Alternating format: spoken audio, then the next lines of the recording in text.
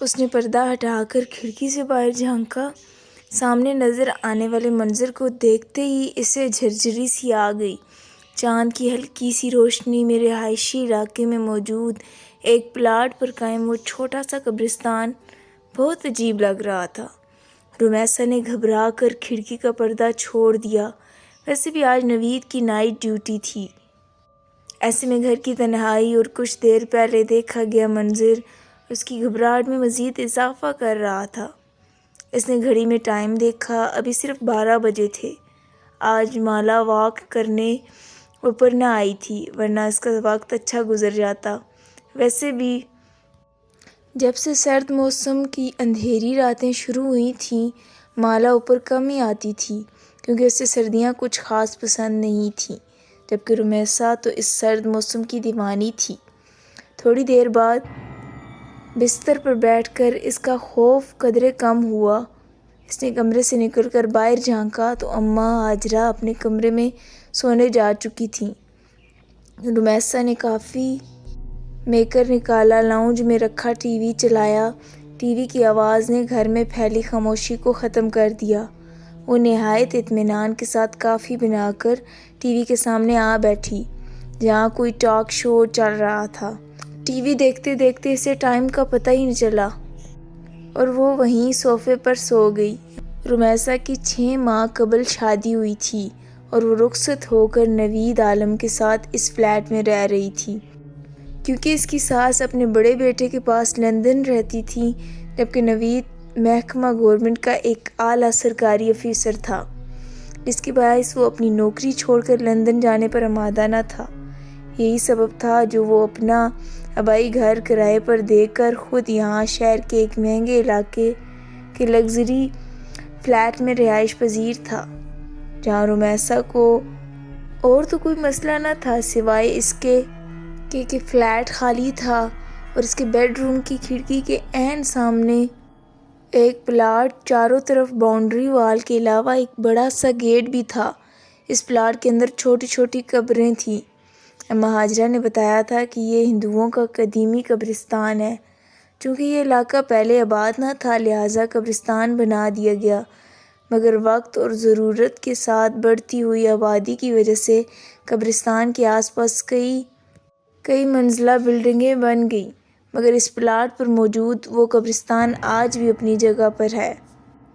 یہ قبرستان کم از کم رمیسا کو ضرور پریشان کر رہا تھا، جبکہ اماں ہاجرہ اور نوید کو اس سے کوئی مسئلہ نہ تھا اور نہ ہی کبھی کسی اور بلڈنگ والے نے شکایت کی تھی۔ اس لیے رمیسا بھی خاموش تھی کیونکہ اسے لگتا کہ شاید یہ پریشانی اس کی اپنی خود ساختہ ہے، ورنہ دوسرے لوگوں کو کوئی پرابلم نہ تھی کہ رہائشی علاقوں میں یہ قبرستان ہے۔ شکر ہے تم آ گئی ورنہ میں تو چھت پر اکیلے اکیلے واک کر کر کے بور ہو چکی تھی۔ سیڑھیوں سے اوپر آنے والی مایا رمیسا اسے دیکھتے ہی کھل گئی۔ رمیسا نے دیکھا کہ اس کی سفید رنگت میں قدرے پیلاہٹ کھلی ہوئی تھی۔ وہ اپنے چہرے سے بیمار اور تھکی تھکی لگ رہی تھی۔ رمیسا نے پوچھا، طبیعت کیسی ہے تمہاری؟ بہتر ہے، مالا کا جواب ہمیشہ اتنا ہی مختصر ہوتا تھا، پھر بھی اس کا ساتھ رمیسا کو کافی اچھا لگتا۔ وہ کافی کم گو سی لڑکی جو شاید فرسٹ فلور کے کسی اپارٹمنٹ کی رہائشی تھی۔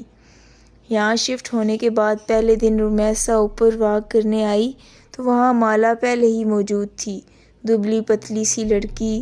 رمیسا کو دوستی کے لیے اچھی لگی، مگر ان دونوں کی دوستی صرف چھت تک ہی محدود تھی۔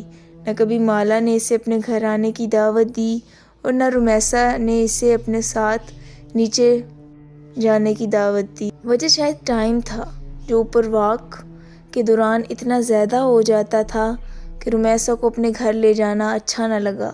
مونگ پھلی کھاؤ۔ واک کے دوران رمیسا اپنے ہاتھ میں پکڑا گرم مونگ پھلی کا لفافہ اس کی جانب بڑھاتے ہوئے بولی، سوری میں مونگ پھلی نہیں کھاتی۔ عجیب لڑکی ہو تم یار، کچھ بھی نہیں کھاتی، نہ مونگ پھلی، نہ ریوڑی، نہ ہی کوئی ڈرائی فروٹ، یہاں تک کہ بھنے ہوئے چنے بھی نہیں کھاتی۔ رمیسا جب بھی اسے کوئی چیز کھانے کو دیتی تو وہ ہمیشہ انکار کر دیا کرتی تھی۔ رمیسا کو احساس ہوا کہ شاید مالا ہندو ہے، اس لیے کسی مسلمان کے ہاتھ کا نہیں کھاتی۔ اس نے اتنے ماہ میں آج تک مالا سے کبھی اس کے مذہب کے بارے میں نہیں پوچھا تھا، کیونکہ اسے اچھا نہ لگتا۔ حالانکہ کئی بار اس کا دل بھی چاہا کہ وہ اس سے اس قبرستان کے بارے میں پوچھے جو اس کے گھر کے قریب ہی تھا، پھر یہ سوچ کر کہ کہیں اس سے کوئی بات بری نہ لگ جائے تو وہ خاموش ہو گئی۔ اچانک کالے رنگ کا بڑا سا بلّا ان کے سامنے آ کھڑا ہوا، جو اپنی گہری نیلی آنکھوں سے ان کی جانب ایسے گور رہا تھا کہ وہ دونوں خوف زدہ ہو گئیں، جبکہ مالا تو ویسے بھی بلیوں سے ڈرتی تھی، جس کا عملی مظاہرہ کئی بار رمیسا دیکھ چکی تھی۔ یہ کہاں سے آ گیا؟ وہ ٹوٹا پھوٹا جملہ ادا کرتی رمیسا کے پیچھے اس طرح چھپ گئی۔ رمیسا نے چپل اتار کر بلی کی جانب پھینکی، وہ فوراً پیچھے کی جانب بھاگ گئی۔ اس کے بھاگتے ہی مالا نے سیڑھیوں کی جانب دوڑ لگا دی۔ رمیسا نے پیچھے جا کر اسے روکنے کی کوشش کی، مگر وہ سیڑھیوں سے اترتی ہی ایسے غائب ہوئی کہ رمیسا کو اندھیرے میں نظر نہ آئی۔ مالا کے اس طرح خوف زدہ ہو کر بھاگنے میں وہ دل ہی دل میں ہنستی اور نیچے اتر آئی۔ جانے کیوں آج رمیسا کا دل چاہا وہ مالا سے اس کی ذاتی زندگی کے متعلق کوئی سوال کرے۔ شاید لاشعوری طور پر اس کے اندر یہ خواہش جاگ رہی تھی کہ وہ جانے مالا کون ہے۔ 4 ماہ سے ان کی ملاقات تقریباً روز ہی ہو رہی تھی، مگر وہ یہ نہیں جانتی تھی کہ مالا اس بلڈنگ کے کون سے فلور پر رہتی ہے، وہ کیا کرتی ہے، شادی شدہ ہے یا نہیں۔ یہ سوچ کر اس نے اپنی گفتگو کا آغاز مالا کی ذاتی زندگی کا ارادہ کرتے ہوئے کیا۔ پہلا سوال پوچھا، تمہارے گھر میں اور کون کون ہوتا ہے؟ مطلب چلتے چلتے رک کر مالا نے حیرت سے کچھ اس طرح رمیسا کو دیکھا کہ وہ بھی تھوڑا سا گڑبڑا گئی۔ مطلب یہ کہ تم اکیلی رہتی ہو؟ تم شادی شدہ ہو یا نہیں؟ اس کے سارے جملے کا ایک لفظ میں جواب دے کر وہ اس طرح آگے کی طرف بڑھی کہ اس سے مزید پوچھنے کی خواہش رمیسا کے اندر ہی دم توڑ گئی۔ وہ بولی، میں فرسٹ فلور فلیٹ نمبر 103 میں رہتی ہوں۔ رمیسا کے خاموش ہوتے ہی شاید مالا کو اپنی غلطی کا احساس ہو گیا، اس لیے وہ پلٹ کر اس کی جانب آتے ہوئے آہستہ سے بولی۔ اسی ٹائم آسمان پر زور سے بجلی چمکی، ساتھ ہی بادل کے گڑبڑانے کی آواز جیسے ہی مالا نے سنی وہ بچوں کی طرح گھبرا گئی۔ رمیسا نے دیکھا، خوف سے اس کی رنگت زرد پڑ گئی تھی۔ وہ بولی، مجھے بارش بالکل اچھی نہیں لگتی، بہت ڈر لگتا ہے۔ بارش میں بھیگنے سے ایسے محسوس ہوتا ہے جیسے میرا سارا جسم جل رہا ہے۔ پانی کی بوندیں مجھے آگ کی طرح محسوس ہوتی ہیں۔ آپ کو پتہ ہے آگ میں جلنا کتنا ہولناک ہوتا ہے؟ اس کا تصور ہی میرا سارا جسم میں کپ کپی طاری کر دیتا ہے۔ آج پہلی بار رمیسا نے اس کو اتنا بولتے سنا تھا، مگر وہ کیا کہہ رہی تھی رمیسا بالکل سمجھ نہ پائی۔ اس کی زبان سے نکلنے والے بے ربط جملے، کبھی کبھی تو رمیسا کو ایسا محسوس ہوتا جیسے وہ پاگل ہے۔ جیتے جی خود کو آگ میں جلتے دیکھنا، خوبصورت جسم کا آگ کی شعلوں کی نظر ہو جانا، کبھی دیکھا ہے آپ نے؟ اسی پل بادل ایک بار پھر سے گرجے۔ مالا اس کا جواب سنے بغیر سیڑھیوں کی جانب بھاگی، جبکہ پیچھے کھڑی رمیسا میں اتنی ہمت نہ ہوئی کہ آواز دے کر وہ مالا کو روک سکے۔ 1 ہفتے سے زیادہ ہو گیا تھا مالا چھت پر نہ آئی تھی۔ ویسے بھی پچھلے ہفتے سے بارشیں ہو رہی تھیں، چونکہ وہ اور بہت ساری چیزوں کی طرح بارش سے بھی ڈرتی تھی، اس لیے وہ اوپر نہ آئی تھی۔ مگر اب 2 دن سے بارش بالکل ختم ہو گئی تھی، پھر بھی وہ اوپر نہ آئی۔ جب شام میں نوید کے ساتھ باہر جاتے ہوئے اس نے بے اختیار رک کر فلیٹ نمبر 103 پر نظر ڈالی، جہاں بڑا سا تالا اندھیرے میں بھی نظر آ رہا تھا، اس کا مطلب یہ ہوا کہ وہ کہیں گئی ہوئی ہے۔ یہ سوچ کر وہ نیچے اتر گئی اور پھر گاڑی میں بیٹھتے ہوئے اس نے پہلی بار نوید سے مالا کا ذکر کیا۔ کیا وہ لڑکی ہندو ہے؟ کیونکہ نام سے تو ایسے ہی لگ رہا ہے۔ پتہ نہیں، میں نے کبھی پوچھا نہیں، مگر شاید وہ فلیٹ نمبر 103 میں رہتی ہے۔ وہ کافی دنوں سے اوپر نہیں آئی۔ Flat number 103؟ نوید نے حیرت سے دہرایا۔ تمہیں شاید غلط فہمی ہوئی ہے، کیونکہ وہاں تو کوئی بھی نہیں رہتا۔ وہ فلیٹ ایک لمبے عرصے سے خالی ہے۔ اچھا، پھر ہو سکتا ہے کہ مجھے سننے میں غلطی ہوئی ہو۔ نوید، وہاں پچھلے 1 سال سے رہ رہے تھے، اس لیے وہ رمیسا کے مقابلے میں بہتر جانتے تھے کہ آس پڑوس میں کون کون رہتا ہے، اور پھر گھر واپس آتے ہی وہ اماں ہاجرہ سے مالا کے متعلق پوچھ بیٹھی۔ پتہ نہیں بیٹا، میں تو گھر سے صرف سودا لینے کے لیے باہر جاتی ہوں، اور آس پڑوس میں میری کسی سے ایسی دوستی کہاں جو میں کسی کے بارے میں کچھ جان سکوں۔ ان کا جواب بالکل درست تھا، وہ تو سارا دن گھر میں ہی رہتی تھیں۔ رمیسا کی سمجھ میں نہ آیا کہ وہ مالا کے متعلق کس سے پوچھے۔ سوچا ہو سکتا ہے کہ 1-2 دن تک وہ خود ہی اوپر آ جائے، مگر ایسا بھی نہ ہوا۔ یہ سوچ کر وہ ایک دن اماں ہاجرہ کو لیے نیچے فرسٹ فلور پر آ گئی، جہاں آمنے سامنے کئی فلیٹ بنے ہوئے تھے۔ یہاں ہر فلور پر 10 فلیٹ تھے۔ فرسٹ فلور کے 103 فلیٹ کے علاوہ تقریباً سب میں ہی لوگ آباد تھے۔ اس کی سمجھ میں نہ آیا کہ وہ کس کا دروازہ بجا کر مالا کے متعلق سوال کرے۔ کچھ دیر وہ کھڑی سوچتی رہی، پھر نیچے اتر کر مین گیٹ کی جانب آ گئی، جہاں موجود سیکیورٹی گارڈ اچھی طرح پہچانتا تھا۔ السلام علیکم باجی، خیریت ہے؟ وہ بولی۔ دراصل مجھے ایک لڑکی کے بارے میں جاننا تھا۔ لڑکی کے بارے میں؟ عبدل نے حیرت سے اسے پہلے دیکھا اور پھر اماں ہاجرہ کو۔ ہاں عبدل بھائی، فرسٹ فلور پر ایک دبلی پتلی سی لڑکی رہتی ہے جو روزانہ چھت پر میرے ساتھ واک کرنے بھی آتی ہے، مگر وہ کافی دنوں سے نہیں آ رہی۔ عبدل نے پوچھا، کیا آپ اس کا نام جانتی ہیں؟ اس کا نام مالا ہے، گوری سی ہے، بہت لمبے بال ہیں۔ بہت لمبے بالوں والی لڑکی تو میں نے یہاں کبھی نہیں دیکھی۔ ہاں، فیصل صاحب کی بیٹی ہے، فلیٹ نمبر 107 میں۔ نام تو مجھے اس کا نہیں پتہ، لیکن بال کافی لمبے ہیں۔ ایک دفعہ ایسے ہی میری نظر پڑ گئی تھی۔ آپ وہاں جا کر پوچھ لیں، شاید وہ آپ کی مشکل حل کر دیں۔ عبدل کی بات سنتے ہی وہ وہاں سے تیز تیز چلتی فرسٹ فلور فلیٹ نمبر 107 کے سامنے آ کھڑی ہوئی اور بنا سوچے سمجھے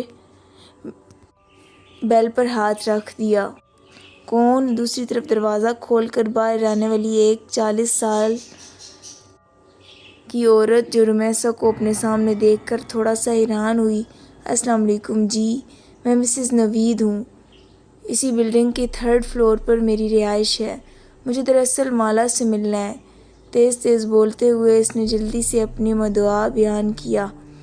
اسے ایسا محسوس ہو رہا تھا جیسے اگلے ہی پل اس کی خواہش کے عین مطابق مالا اس کے سامنے آ جائے گی۔ کون مالا؟ جواب اس کی توقع کے خلاف تھا۔ اب رمیسا کی سمجھ میں نہ آیا کہ وہ کیا کہے۔ ایک 16-17 سال کی لڑکی اس عورت کے قریب آ کھڑی ہوئی۔ رمیسا نے دیکھا اس کے لمبے سیاہ بال کمر سے نیچے جھول رہے تھے، مگر ظاہر ہے وہ مالا نہیں تھی۔ مایوسی کے ساتھ ساتھ وہ شرمندہ بھی ہوئی۔ سوری، دراصل مجھے لگا شاید مالا اسی فلیٹ میں رہتی ہے۔ نہیں، اس فلیٹ میں تو نہیں، یہاں تو میں اور میری اکلوتی بیٹی رہتے ہیں، جبکہ میرا خیال ہے کہ ہمارے فلور پر مالا نامی کوئی لڑکی نہیں رہتی۔ دراصل مجھے اس نے اپنے فلیٹ کا نمبر 103 بتایا تھا، تو انہوں نے بولا 103 تو پچھلے کئی سالوں سے خالی پڑا ہے۔ بہت سال پہلے یہاں ایک فیملی آباد تھی، پھر ان کے ساتھ ایک ایسا حادثہ ہوا کہ وہ لوگ یہ گھر چھوڑ کر چلے گئے، دوبارہ یہاں کوئی نہیں آیا۔ دروازے پر کھڑے کھڑے اس خاتون نے رمیسا کو تفصیل بتانا شروع کر دی۔ نہ چاہتے ہوئے بھی رمیسا پوچھ بیٹھی، کون سا حادثہ؟ وہ خاتون بولی، سنا ہے ان کی جوان بیٹی کہیں اچانک غائب ہو گئی تھی، بہت تلاش کیا مگر وہ نہ ملی۔ شاید بدنامی سے بچنے کے لیے اس کی ماں باپ یہ گھر چھوڑ کر چلے گئے، لیکن ان کے جانے کے کچھ دنوں بعد فلیٹ سے اٹھنے والی بدبو نے سب کو اپنی جانب متوجہ کر لیا۔ جب پولیس تالا توڑ کر اندر داخل ہوئی تو ایک نوجوان لڑکی دفن شدہ لاش پڑی تھی۔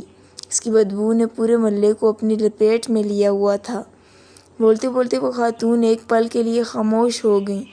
رمیسا نے پلٹ کر فلیٹ نمبر 103 کے دروازے پر نظر ڈالی، مگر لڑکی تو غائب ہوئی تھی، پھر لاش گھر سے کیسے ملی؟ رمیسا نے حیرت سے سوال کیا۔ یہی بات تو آج تک کسی کی سمجھ میں نہیں آئی کہ آخر وہ مرد عورت کون تھے۔ کیا واقعی وہ اس لڑکی کے ماں باپ تھے جو اپنی بیٹی کی لاش کو اس طرح فلیٹ میں چھوڑ کر بھاگ گئے؟ پولیس کا خیال تھا شاید وہ لڑکی واپس آ گئی تھی جسے اس کے باپ نے غیرت کے نام پر قتل کر دیا اور لاش کو گھر میں چھوڑ کر بھاگ گئے۔ اف، اس قدر صفاقی! رمیسا نے خوف سے جھرجھری لی۔ ہاں، یہی وجہ ہے کہ یہ فلیٹ دوبارہ آباد نہیں ہوا۔ قاتل اسے ویران کر کے نکل گئے اور پھر چاہنے کے باوجود کوئی اسے آباد نہ کر سکا۔ ایک ڈر اور خوف اس فلیٹ کے حوالے سے ایسے لوگوں میں اجاگر کر رہی ہوں۔ آپ اندر تو آئیں۔ شاید اس عورت کو احساس ہو گیا تھا کہ پچھلے آدھے گھنٹے سے وہ رمیسا کے ساتھ دروازے پر ہی کھڑی تھی۔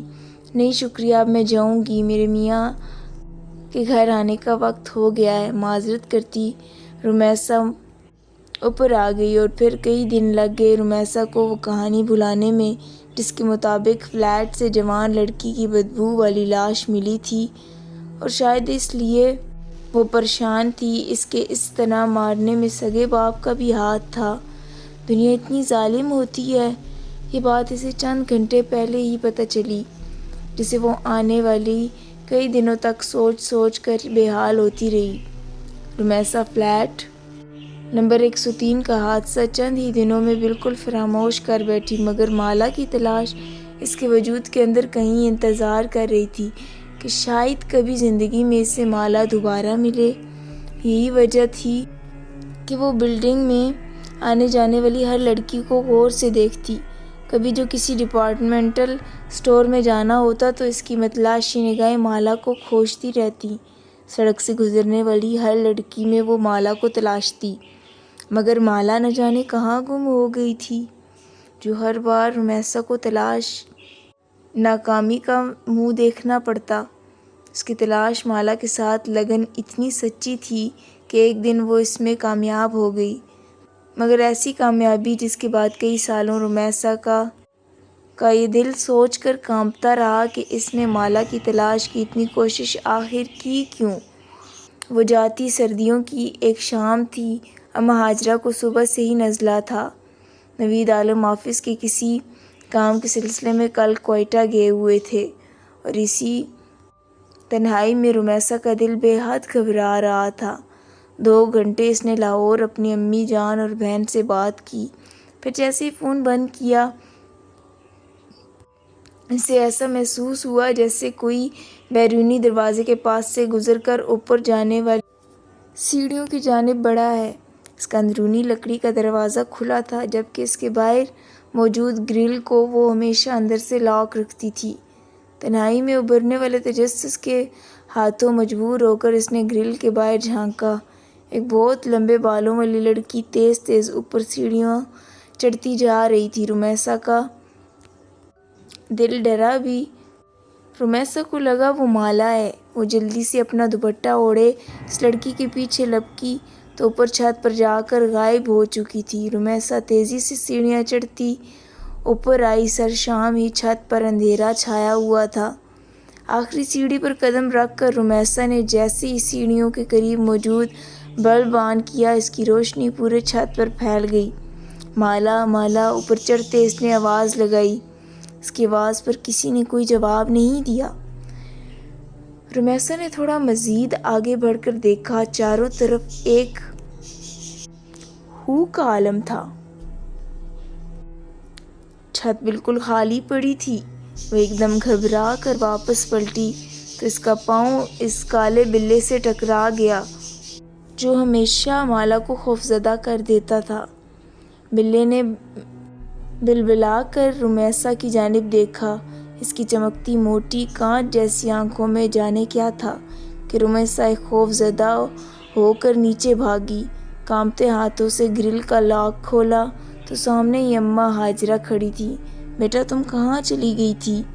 نوید صاحب کا فون آیا تھا، تمہاری خیریت پوچھ رہے تھے۔ انہیں فون کر کے جواب دے دو۔ بات کرتے کرتے اماں ہاجرہ کو احساس ہوا کہ رمیسا کچھ گھبرائی ہوئی ہے۔ کیا بات ہے بیٹا، سب خیر تو ہے؟ جواباً رمیسا نے کچھ دیر قبل والا سارا واقعہ سنا دیا، جسے سنتے ہی اماں ہاجرہ نے اس کی طرف دیکھتے ہوئے کہا کہ میری بات مانو تو بیٹا اس لڑکی کو بھول جاؤ، کیونکہ مجھے ایسا محسوس ہو رہا ہے جیسے تم نے اسے اپنے حواسوں پر پوری طرح سوار کر رکھا ہے۔ وہ تمہارے خیالوں سے نکل کر ایک شکل میں ڈھل گئی ہے۔ جو تمہیں ہر وقت یہاں وہاں دکھائی دے رہی ہے۔ میرا خیال ہے اماں آپ درست کہہ رہی ہیں، رمیسا نے ایک گہرا سانس لیتے ہوئے کہا۔ مجھے شاید وہم ہوا تھا کہ کوئی اوپر گیا ہے، بلا وجہ ہی اوپر بھاگی، شاید دماغ خراب ہو گیا ہے۔